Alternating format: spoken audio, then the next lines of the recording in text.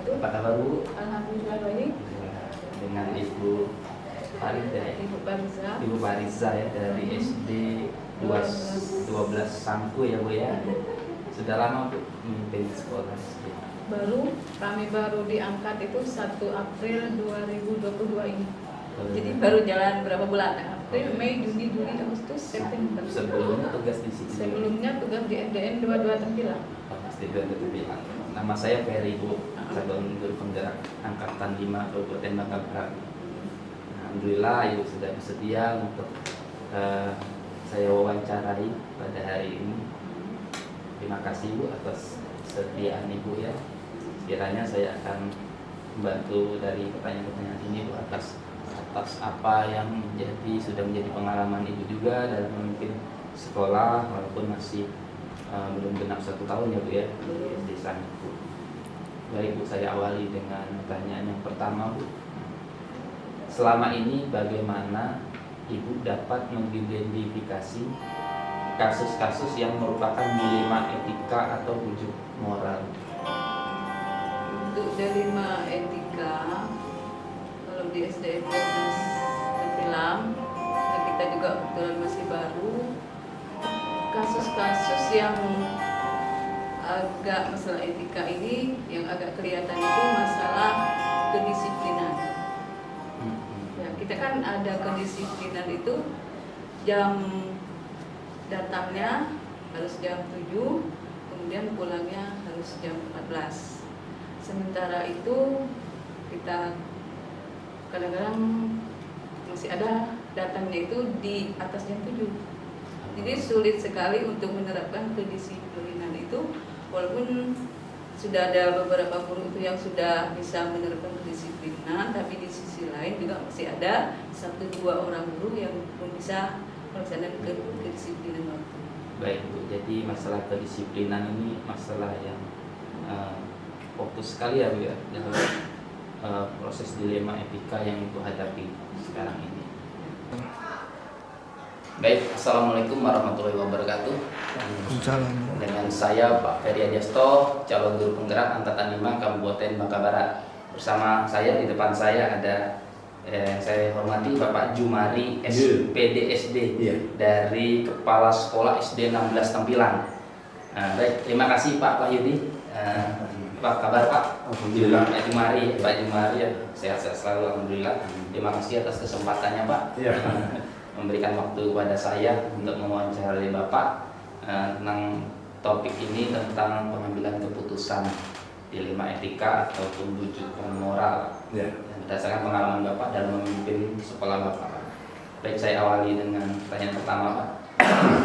Selama ini Pak, bagaimana Bapak dapat mengidentifikasi kasus-kasus yang merupakan dilema etika atau rujukan moral? Apakah gimana Bapak mengidentifikasi kasus-kasus yang pernah ada Pak? Ya, untuk masalah etika moral di sekolah kami itu bisa diidentifikasi, bisa dari laporan-laporan teman-teman sejawat, atau juga bisa kalau siswa itu dari laporan-laporan siswa. Seperti itu. Berarti Bapak mengidentifikasikan berdasarkan ada laporan-laporan ya dari guru-guru Bapak ataupun dari siswa-siswa tersebut ya pada kasus dilema etika tersebut. Nah, selama ini bagaimana Bapak menjalankan pengambilan keputusan di sekolah Bapak, terutama kasus yang dimana dua-dua kepentingan itu memiliki sama-sama benar ataupun sama-sama mengandung nilai kebajikan, tentunya merupakan dilema bagi Bapak ya. Bagaimana Bapak menjalankan? Ya, untuk mengambil suatu keputusan itu biasanya seorang pimpinan itu tidak bisa melakukan secara langsung. Jadi kami adakan musyawarah dulu kan, musyawarah dengan gurunya atau kami konsultasi sama pengawas gitu. Jadi sebelum kami mengambil suatu keputusan, artinya ada masukan-masukan dari rekan-rekan guru atau pengawas. Jadi itu ada kolaborasi Pak ya, dengan guru-guru dan di atas Bapak pengawas dalam hal ini Pak ya. Nah, bisa Bapak berikan contoh konkret Pak, kira-kira pernah Bapak temui itu nilai kebajikan apa Pak yang sama-sama benar tersebut Pak? Ya misalnya begini, kita ambil contoh di siswa ya. Ya. Siswa itu ada yang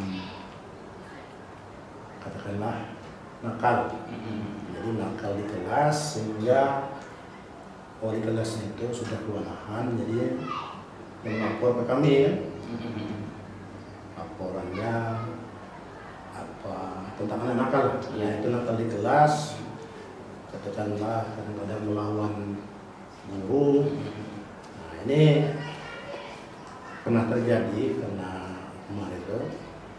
Jadi setelah kami berembuk sama wali kelasnya, Ya. kami berikan surat peringatan kepada siswa tersebut, diteruskan ke orang tua. Kemudian tahap selanjutnya orang tuanya kami panggil kan, untuk supaya mereka tahu anaknya itu di sekolah itu nakal. Kemudian untuk keputusannya kami konsultasi sama Pak Pengawas, bagaimana kalau siswa seperti ini, apa kami beri skor dulu atau bagaimana kan? Jadi hasil dari konsultasi sama Pak Pengawas itu lihat tertib sekolah, kalau tertibnya mengarah ke sana silakan. Itu. Jadi kalau di anaknya Pak Ya. ada kenakalan bagi anak tadi, atau Bapak juga memiliki atau ikut mengkolaborasi dengan pengawas sekolah. Iya, itu pasti Pak. Tidak sendiri itu Iya. Pak ya. Tentu langkah-langkah atau prosedur apa yang Bapak biasa lakukan dalam hal ini Pak? Langkah-langkahnya untuk yang seperti tadi, pertama kami panggil Pak. Ya, dipanggil. Panggil dulu, beri arahan, dibimbing dulu, baik siswa ataupun guru seperti itu. Langkah-langkah awalnya seperti itu kita sampaikan, apa nama efek negatifnya kalau nakal kan, kalau gurunya kalau tidak taat peraturan, apa negatifnya seperti ini kan. Jadi memberi penjelasan dulu Pak ya. Iya. Ya. Memberi pendidikan dulu Pak ya. Ya, Atas apa yang telah dilakukan anak tersebut Pak ya. Tentunya orang tua juga dipanggil gitu ya. ya panggil. Kita ada komunikasi sama orang tua kan. Ya, jadi hal yang selama ini Bapak anggap efektif dalam pengambilan keputusan pada kasus dilema etika itu apa saja Pak, hal-hal yang Bapak anggap efektif untuk menangani? Yang paling efektif itu, yang efektif sekali antara kepala sekolah sama dewan guru itu kan mengadakan pertemuan berembuk dulu. Ya. Kemudian kalau perlu kita undang ketua komite juga untuk membahas masalah yang terjadi. Apabila pertemuan antara komite sama dengan dewan guru masih menemui titik buntu, baru kita lanjut ke pengawas. Kalau misal sudah bisa diselesaikan, mungkin di level sekolah saja sudah bisa diselesaikan. Itu tadi bilang langkah yang Bapak lakukan salah satunya ya lebih efektif itu di dalam dulu ya. Iya. Yang sama guru-guru dulu ya. Mengundang komite sekolah ya. Karena yang lebih tahu kan guru. Betul. Jadi Internal kita kan yang tahu kita. oke Pak. Tentunya Bapak menghadapi tantangan dalam mengambil keputusan dilema etika ini pasti terjadi ya Pak ya di Iya. tengah itu. Bisa diceritakan Pak tantangannya apa saja sih Pak? Bahkan begitu mudah sekali menjalankan ataupun mengambil keputusan ini. Nah ini memang pernah terjadi Pak. Tahun kemarin itu, tahun berapa itu, karena wali kelas juga sudah kewalahan. Nah jadi lapor ke kita ambil tindakan. Kita buat surat untuk siswa tersebut, apa itu surat pensekoran selama 1 minggu, artinya belajar di rumah. Nah, setelah surat itu sampai ke orang tuanya, ke walinya, rupanya mereka tidak terima. Terjadilah mencuat permukaan. Karena sekarang ini kan kita sudah bebas Pak, komunikasi kita ini kan tidak bisa dihalang-halangi lagi kan. Ada yang telepon ke kantor PT kita, ke Kordik, ada yang ke wartawan dan lainnya. Itu yang pernah terjadi. Namun karena kita punya pegangan, Ya. itu kan internal kita yang punya kewenangan kan. Saya kira yang di luar sana itu untuk celah-celah menjatuhkan kita itu kecil, Pak. Ini pernah terjadi, Pak. Soalnya saya juga pernah ditelepon oleh wartawan gini. Jadi tantangan itu salah satunya rasa tidak puas dari Dari siswa ya. siswa. Tentunya yang putus ini tidak begitu mudah dampaknya, Pak, ya. Iya. Menimbulkan rasa tidak puas juga.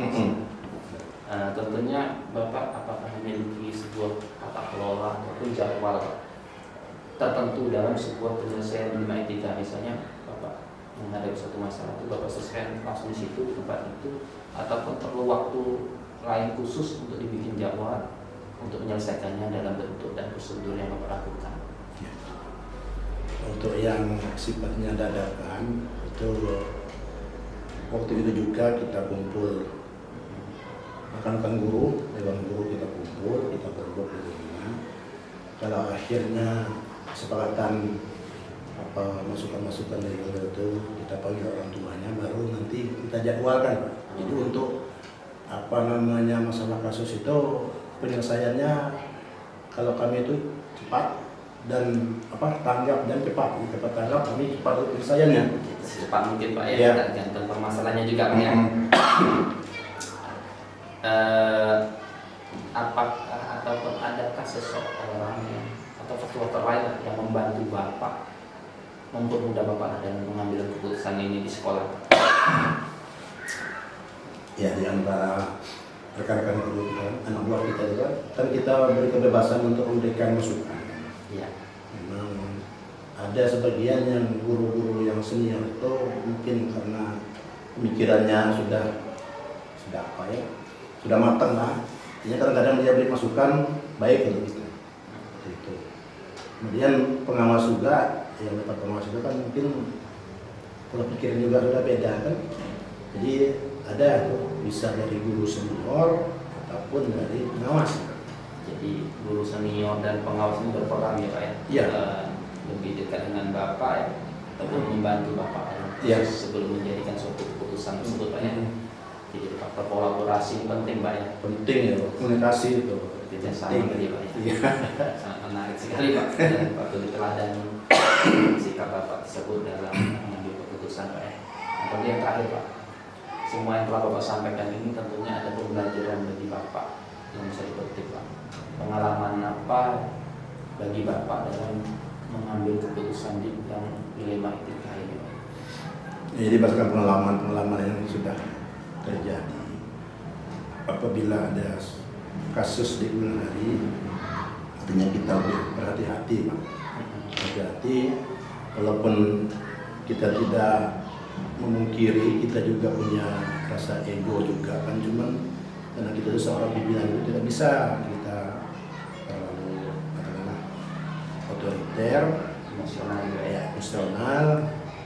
Jadi pengalaman kita untuk hal-hal yang selanjutnya terjadi itu kembali kita ke komunikasi antara rekan-rekan guru, tidak bisa lepas itu. Soalnya guru juga kan punya masukan-masukan yang baik untuk sekolah kan. Kalau pengawas itu sudah pasti memang dia pengawasi pembina kita kan. Ya mungkin sekolah itu dibiar biasa dia oleh pengawas kan. Ya. Mungkin itu yang untuk terjadi selanjutnya kita lebih berhati-hati. Betul, Pak. Jadi kita memang harus berhati-hati yang guru, Pak, ya. Iya. Tidak boleh emosional juga, ya, Pak, ya. Jadi pembelajaran yang Bapak petik selama Bapak. Terima kasih, Pak, atas waktunya, Pak. Ya. Telah berbagi pengalaman bagi saya, Pak, sebagai calon guru penggerak, Pak. Semoga bermanfaat bagi saya khususnya, Pak, Ya. dan semuanya, Pak. Baik, assalamualaikum warahmatullahi wabarakatuh. Waalaikumsalam warahmatullahi wabarakatuh. Selamat malam, Pak. Selamat malam juga. Apa kabar, Pak, hari ini, Pak? Baik, ini perjalanan ada kegiatan pembelajaran selama 1 minggu ini di Semarang, Kudus, dan Malang. Rencananya besok di Malang fokusnya. Seperti itu. keren sekali Pak, jalan-jalan studi Alhamdulillah bandingnya. studi Baik, banding membandingkan sekolah-sekolah di sini. baik Bapak Ibu, malam ini saya akan mewawancarai kepala sekolah saya sendiri, Pak Muji Waskito, SPD MPDSI, berhubung suasana ini lagi malam hari dan beliau memang lagi kesibukannya dari hari Senin perjalanan dinas ke studi banding ke Satu. Kudus dan Malang. Jadi Ya. saya lakukan di malam hari melalui via Zoom tanpa mengurangi makna dari wawancara ini sendiri. Baik Siap. Pak, baik Pak. Ya. Terima kasih atas kesempatannya Pak malam hari ini yang sudah Ya, diberikan pada saya siap. Pak. Baik Pak, Ya, perlu. saya akan mewawancarai Bapak Pak beberapa Siap. pertanyaan ini Pak tentang topik pengambilan keputusan yang sebagai ya Bapak sudah berpengalaman dalam memimpin sekolah ini Pak ya. Tentunya Siap. menghadapi dilema etika ataupun bujukan moral Pak. Selama ini bagaimana Bapak dapat mengidentifikasi kasus-kasus yang merupakan dilema etika atau bujukan moral ini Pak? Iya, terima kasih atas pertanyaannya. Assalamualaikum warahmatullahi wabarakatuh kepada Bapak Ibu semuanya di situ. Mengenai setiap sekolah itu pasti ada masalah. Tidak ada namanya sekolah tidak ada masalah. Tetapi bagaimanapun masalah itu, yang pertama kita harus berkomunikasi. Karena setiap komunikasi tersebut kita tahu baik buruk seseorang. Jangan sampai kita memberikan suatu kebijakan yang langsung tetapi ternyata di belakangnya hal keburukan yang kita anggap ternyata baik bagi orang lain. Karena setiap orang punya kebijakan itu tersebut punya alasan tersendiri. Jadi yang pertama itu adalah komunikasi yang paling pertama. Itu jawabannya. Oke Pak, jadi memang komunikasi Pak ya, Bapak mengidentifikasinya Komunikasi dulu yang ya pertama. Pak dengan Iya, komunikasi. iya, ini komunikasi dulu. Karena kita Baik, harus tahu dulu sebab akibatnya. ya selama ini bagaimana Bapak menjalankan pengambilan keputusan di sekolah Bapak atau sekolah kita ini Pak, terutama untuk kasus-kasus yang mana kita temuin kan sering Bapak hadapi dua Iya, kepentingan yang sama-sama itu benar Pak, jadi mengandung iya, sama-sama nilai kebajikan. Seperti iya, apa Pak gitu Pak? Bagaimana Bapak iya, mengambil? gini. Oke, gini. Makanya tadi setiap kebijakan itu kita harus tahu dulu ya.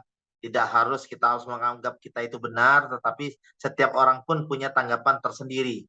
Kita benar, mungkin ada juga benar. Yang pasti kita lihat sendiri adalah tupoksi masing-masing.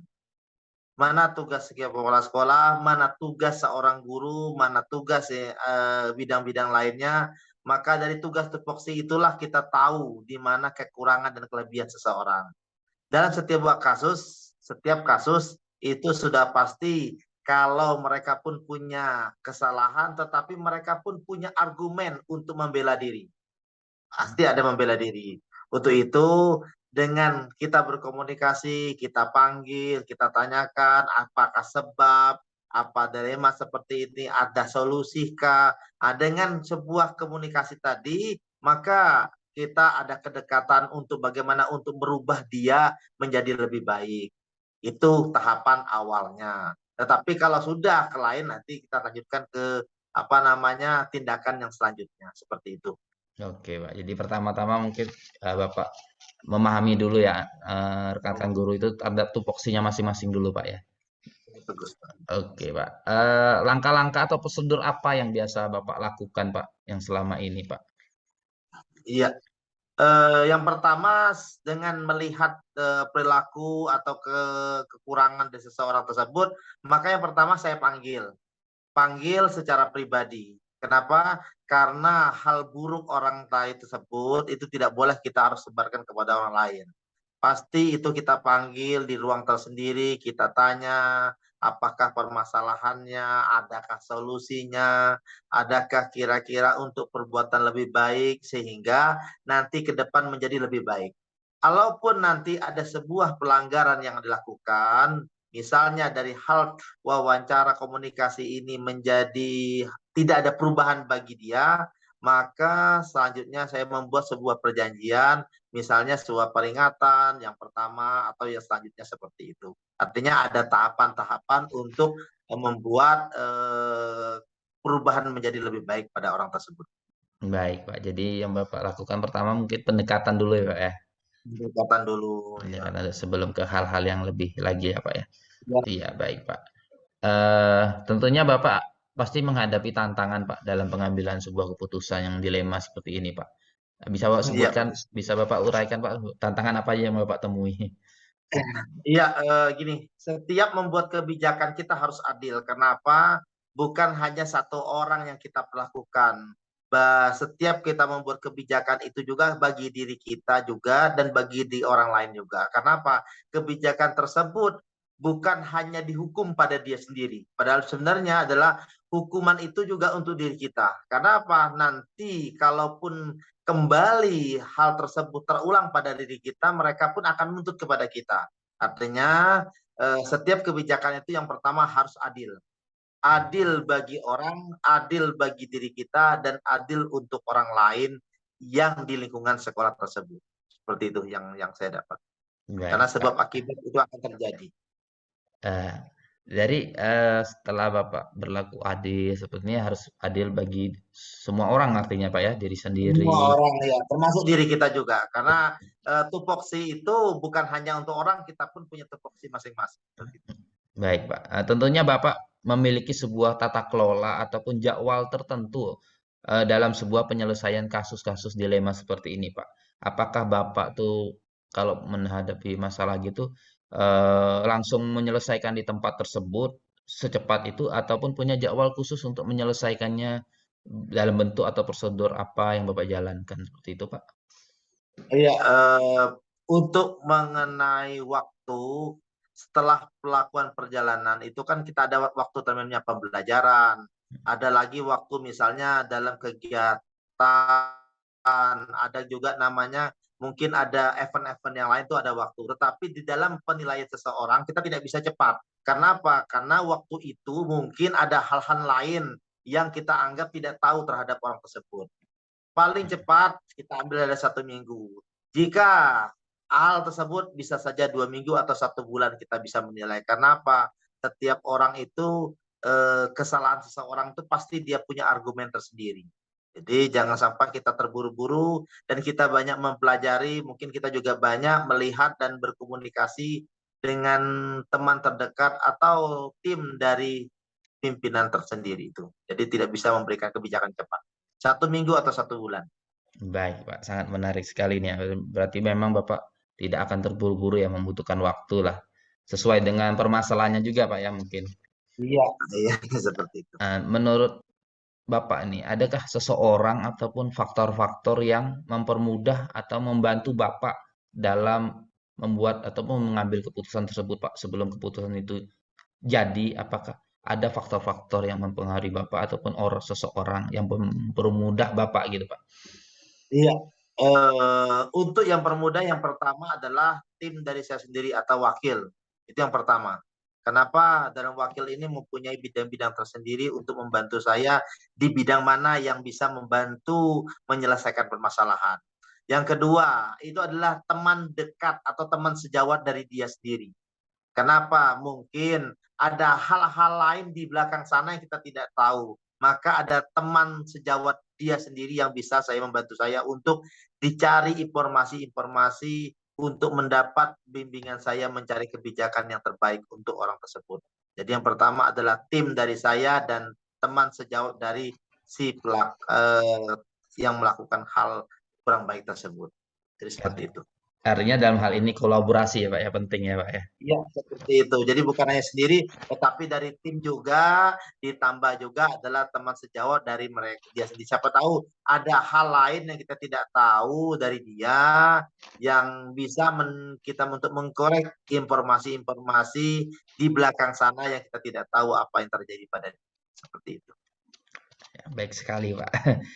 Tentunya yang terakhir ini Pak, dari semua hal yang telah disampaikan oleh Bapak tadi, pembelajaran apa yang dapat Bapak petik dari pengalaman Bapak dalam mengambil sebuah keputusan dilema seperti etika seperti ini Pak?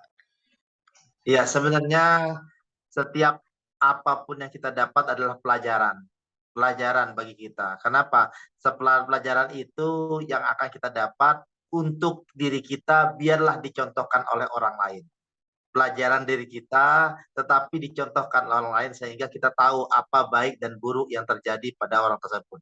Biar orang lain sebagai pelaku dan kita mendapatkan pelajaran. Itu yang saya dapatkan, yang saya contohkan nomor satu. Yang kedua, bagaimana kita harus bersifat adil. Kenapa adil ini adalah suatu kebijakan yang membuat semua itu dianggap sama. Karena namanya adil itu kebijakan, tidak semuanya itu sama, tetapi bagaimana adil dinilai adalah sebuah kebijakan yang membuat kesamaan bagi semua orang. Jadi orang, oh saya tugas apa, ini bidang apa, kerjanya apa, saya tahu. Dan ini dia membuatkan kebijakan yang sama, sehingga orang tersebut tidak ada dikecewakan, mungkin ada perubahan yang ingin lebih baik. Semoga ke depan menjadi keberkahan bagi dia, dan selalu kita menasehati, karena dengan Amin. menasehati itu seperti itu, semoga kita semua menjadi Dewan Guru ini mengajar anak orang lain sama saja mengajar anak kita sendiri, seperti itu. Ya, saya tahu. Amin Pak. Jadi nilai-nilai keteladanan Bapak ini yang sangat patut dicontoh lah Pak bagi kami guru nih Pak. Ya. Ya, kita sambil belajar, sama-sama belajar. Terima kasih Pak atas berbagi pengalaman seperti ini Pak. Sangat bermanfaat bagi kami sebagai calon guru penggerak dan rekan-rekan yang lainnya Pak. Selain Iya, berbagi pengalaman dalam pengambilan keputusan yang sudah dilakukan oleh pimpinan sekolah, terutama Bapak sendiri dari pimpinan saya sendiri Pak. Terima kasih banyak Pak ya. Semoga sama-sama. lancar terus Pak dalam studi bandingnya hingga pulang lagi ke Iya, Bangka Pak. Tetap semangat, iya, jaga kesehatan selalu Pak. iya. Terima Amin. kasih. Dok. apa komitmen kita Pak bersama-sama. Jadi tanpa usaha kita tidak bertepuk sebelah tangan, kita tidak berpangku tangan, dan insya Allah dengan nawaitu kita yang baik, bahkan kita bisa memberikan buah tangan kepada yang memerlukan. Jadi saya tangkap adalah Bapak memiliki komitmen yang tinggi Pak Ya, ya, harus tinggi. Pokoknya terus bergerak terus ya Pak ya, jangan berdiam diri, Iya. jangan menyerah dengan keadaan. Artinya semua harus sama gitu ya. Semua harus sama. Yang penting kita bergerak semua Pak. Iya. Baik Pak, terima kasih ya Pak Sama-sama. hasil wawancara ini Pak. Ini sangat bermanfaat bagi saya Pak, bagi pembelajaran kami Pak. Dalam hal ini calon guru penggerak anggota 5 Kabupaten Bangka Barat. Terima kasih atas waktunya Pak ya. Sama-sama. Saya Ferry Adiasto, mohon izin.